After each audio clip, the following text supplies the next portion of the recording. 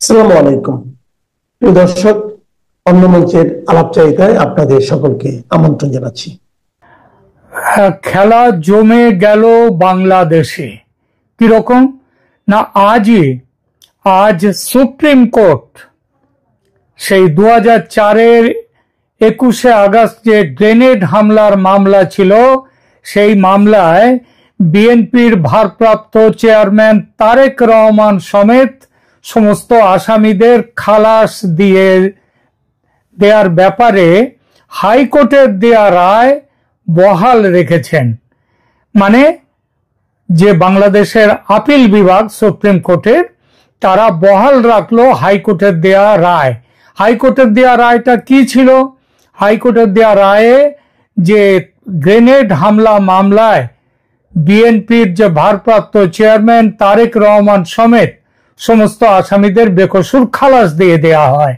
অর্থাৎ সেদিন যে 19 জন মানুষ সেই 21শে আগস্ট 2004-এ মারা গিয়েছিলেন এবং যে কয়েক শত মানুষ যে ভয়ঙ্করভাবে আহত হয়েছিলেন, সেই ব্যাপারে সুপ্রিম কোর্ট বলে দিল যে এই ব্যাপারে যাদের বিরুদ্ধে মামলা চলছে তারেক রহমান সমেত, তাদের কারোর কোনো রকম এই ঘটনার সাথে যোগাযোগ নেই। তো এটা এমনভাবে এই যোগাযোগের কথাটা এমন সময় বলা হলো। এইবার আপনাদেরকে একটু পুরনো দিনের সাথে একটু ফেরত নিয়ে যাই। একটু পুরনো দিনে আপনারা জানেন যে কয়েক মাস আগে যে আমাদের যে বাংলাদেশের প্রধান উপদেষ্টা অন্তর্বর্তী সরকারের ডক্টর মোহাম্মদ ইউনূস, তিনি লন্ডনে গিয়েছিলেন। লন্ডনে তিনি রাজা চার্লসের কাছ থেকে একটা পুরস্কার নেওয়ার ব্যাপার ছিল, খুবই সাধারণ পুরস্কার। কিন্তু অসাধারণ ব্যাপার যেটা ছিল সেটা হচ্ছে যে তিনি গিয়েছিলেন লন্ডনে তারেক রহমান, বিএনপির যে ভারপ্রাপ্ত চেয়ারম্যান, তার কাছে গিয়েছিলেন। তার সাথে যোগাযোগ করে আমেরিকার একটা যে ইস্যু চলছে, আমেরিকা যে লাইনে প্রেসক্রিপশন বাংলাদেশ নিয়ে করছে, সেই প্রেসক্রিপশন বহাল রাখার জন্য তিনি গিয়েছিলেন তারেক রহমানের সঙ্গে দেখা করবার জন্য। একদিকে তিনি গিয়েছিলেন তারেক রহমানের সঙ্গে দেখা করার জন্য, আবার ওই একই সময়ে একই দিনে তিনি করলেন কি, তার সরকার, তার প্রশাসন, তারা করলো কি, সুপ্রিম কোর্টের তারা অ্যাপিল করে দিয়ে দিল, হাইকোর্টের রায়ের বিরুদ্ধে অ্যাপিল করে দিয়েছিল। মানে কি অদ্ভুত ব্যাপার দেখুন, যে এই সরকারের প্রধান উপদেষ্টা যাচ্ছেন লন্ডনে তারেক রহমানের সঙ্গে দেখা করতে, আর তারই সরকার হাইকোর্ট যে তারেক রহমান সমেত বাকিদেরকে যে খালাস দিয়েছিলেন তার বিরুদ্ধে সেই খালাসের আদেশ, সেই আদেশ তারা বানচাল করে খারিজ করে দেওয়ার জন্য তারা গেলেন আপিল বিভাগে। অর্থাৎ সরকারের মধ্যে যে দুটো স্রোত দেখা যাচ্ছে। বলা হচ্ছে যে এই যে আপিল বিভাগে চলে গিয়েছিল সরকার, এটা নাকি মানে এটা হচ্ছে আমাদের যে প্রধান উপদেষ্টা তার মতের বাইরে গিয়েছিলেন কি, তার মত নিয়ে যাওয়া হয়েছিল। কারণ প্রধান উপদেষ্টাকে দেখেছি এক এক সময় একই মুখ দিয়ে বিভিন্ন সময় বিভিন্ন রকম কথা বলেন। তো হাইকোর্টের রায়ের বিরুদ্ধে রাষ্ট্রপক্ষের করা আপিল খারিজ করে প্রধান বিচারপতি সৈয়দ রেফাত আহমেদের নেতৃত্বে থাকা 6 সদস্যের আপিল বিভাগ আজ বৃহস্পতিবার এই রায় দিয়েছেন কিছুক্ষণ আগে। হাইকোর্টের রায়ের কিছু অংশ তারা সংশোধন করেছেন এবং প্রত্যাহার সাপেক্ষে পর্যবেক্ষণ সমেত এই রায় তারা দিয়েছেন। রাষ্ট্রপক্ষের করা আপিলের ওপর গত 21শে আগস্ট পঞ্চম দিনে, মানে তার আগে 4টে দিন হয়েছিল আপিল, পঞ্চম দিনে 21শে আগস্ট সেই শুনানি শেষ হলো এবং আদালতের রায়ের জন্য সেদিনই 4 সেপ্টেম্বর আজকের তারিখ ধার্য করা হয়েছিল এবং সেই মতো আজ সর্বসম্মতিতে এই রায়টা দিলেন আপিল বিভাগ। সকাল 10:05 এজলাসে আসেন বিচারপতিরা। আসন গ্রহণ করার পর প্রধান বিচারপতি রায় ঘোষণা শুরু করেন। 13 রায় ঘোষণা শেষ, মানে 10:18 রায় ঘোষণা শেষ হয়ে যায়। এইবার 2004 সালের 21শে আগস্ট রাজধানীর বঙ্গবন্ধু অ্যাভিনিউয়ে আওয়ামী লীগের সভাপতি শেখ হাসিনার সমাবেশে গ্রেনেড হামলা হয়। এতে 24 জন নিহত হন। আহত হন সেই মিটিং এর সবাই যারা এসেছিলেন, শতাধিক নেতাকর্মী। এবং বলা হয়েছিল যে এই আক্রমণের লক্ষ্য ছিলেন স্বয়ং শেখ হাসিনা। এবং এই ঘটনায় করা মামলায়, হত্যা ও বিস্ফোরক মামলা 2018 সালের 10 অক্টোবর ঢাকার দ্রুত বিচার ট্রাইব্যুনাল একে রায় দেন। সেই ট্রাইব্যুনাল রায় দেন। রায়ের সাবেক স্বরাষ্ট্র প্রতিমন্ত্রী কোন দলের? বিএনপি দলের। বিএনপি এবং যে তখন জামায়াতের যে মিলিত সরকার, জোট সরকার, সেই সরকারের স্বরাষ্ট্র প্রতিমন্ত্রী লুৎফুজ্জামান বাবর, সাবেক শিক্ষা উপমন্ত্রী আব্দুস সালাম পিন্টু, এদের সমেত 19 জনকে মৃত্যুদণ্ড দেয়া হয়। তারেক রহমান সহ 19 জনকে দেয়া হয় যাবজ্জীবন কারাদণ্ড। এছাড়া 11 জনকে বিভিন্ন মেয়াদে কারাদণ্ড, অর্থদণ্ড দেন যে বিচারিক আদালত।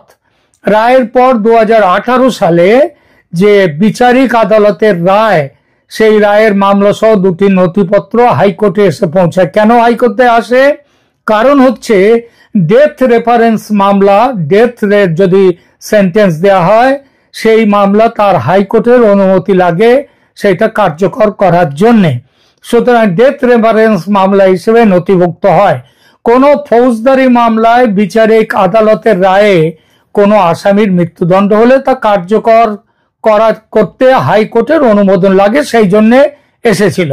পাশাপাশি এই দণ্ডের বিরুদ্ধে আসামিদের জেল আপিল করে, তারা রেগুলার আপিল করে এবং বিভিন্ন রকমের আবেদন তারা করার সুযোগ পেয়েছিল এবং সেটা করা হয়।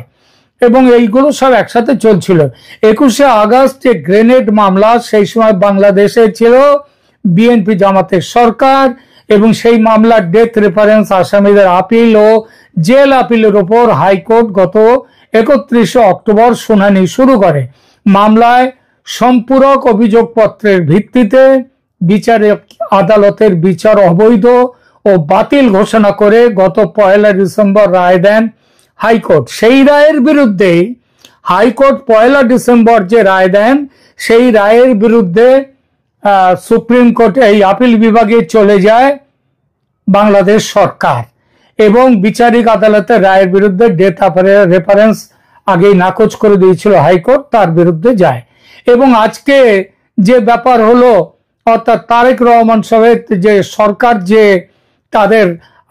তাদের বিচারে তাদের খালাসের রায়ের বিরুদ্ধে যে আপিল করেছিল, সেই রায় আজকে বাতিল করে দিলেন সুপ্রিম কোর্টের প্রধান বিচারপতি সৈয়দ রিফাত আহমেদের ডিভিশন বেঞ্চ। তাদের যে বেঞ্চ, সেটা বাতিল করে দিলেন। এই যে বাতিল করে দেয়াটা, মানে সৈয়দ রিফাত আহমেদ খেললেন পরিষ্কারভাবে, এখানে খেললেন যে সেটা হচ্ছে বর্তমানে যে বাংলাদেশের প্রধান উপদেষ্টা,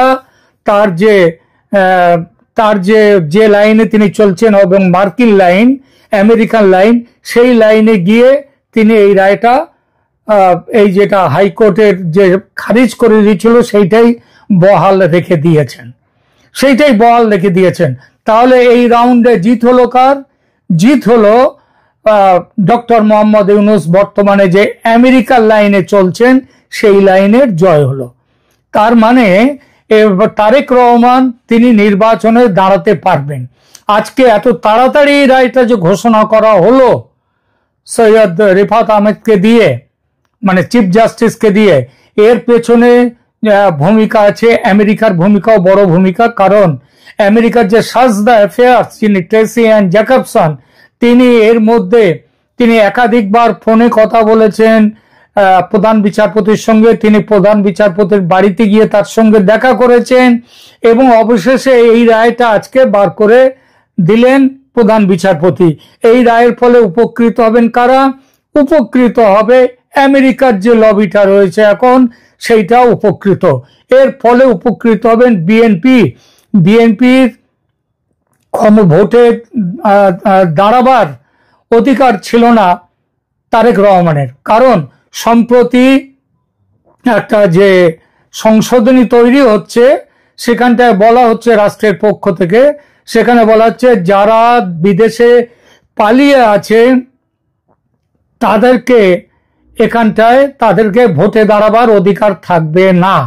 এখন ভোটে দাঁড়াবার অধিকার তাহলে সঙ্গত কারণেই যে তারেক রহমানের ছিল না, এখন তারেক রহমানকে মুক্তি দিয়ে তাকে ভোটে দাঁড়াবার এবং ভোটে দাঁড়াবার সুযোগ পাওয়ার সাথে সাথে দেশের প্রধানমন্ত্রী হবার সুযোগটা আজকে তৈরি হয়ে গেল। এর ফলে হেরে গেল কিন্তু যে পক্ষ, সেটা হচ্ছে জামাত সমেত যারা নির্বাচনের বিরুদ্ধে, তারা কিন্তু আজকে অনেকটাই পিছিয়ে গেল, তারা পিছনে চলে গেল। আপনাদের মনে আছে যে এই নির্বাচনের বিরুদ্ধে কাজ করছে, নির্বাচনের বিপক্ষে যে শক্তিরা কাজ করছে তাদের মধ্যে জামাত হচ্ছে অগ্রগণ্য, এনসিপি অগ্রগণ্য।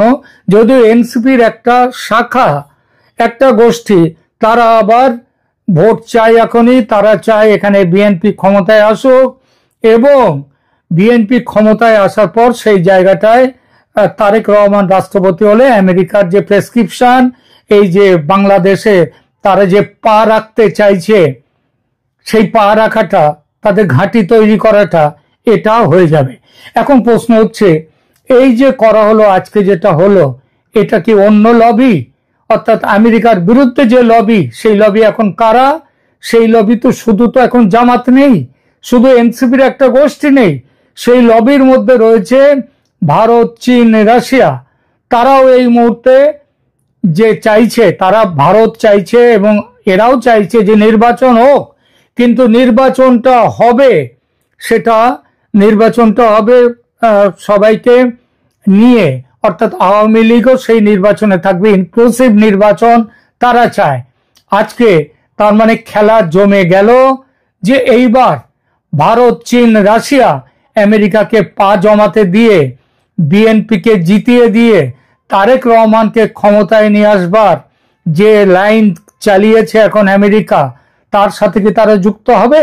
অবশ্যই যুক্ত হবে না। ফলে আজকের এই রায়ের ফলে বাংলাদেশে কিন্তু ঝামেলা, গন্ডগোল, লড়াই, অস্থিরতা আরো বেড়ে যাবে। এটা লিখে নিন। সৈয়দ রিফাত আহমেদ তিনি বড় বড় মানে তড়িঘড়ি করে আজকে তিনি রায় দিলেন, এবং এই রায়ে মনে রাখতে হবে এর পরের রায়টা যেটা আসছে, সেটা আসবার সম্ভাবনা, সেটা হচ্ছে যে ইন্টারন্যাশনাল ক্রাইম ট্রাইব্যুনালে সেখানে শেখ হাসিনাকে দণ্ডিত করার ব্যাপারটা।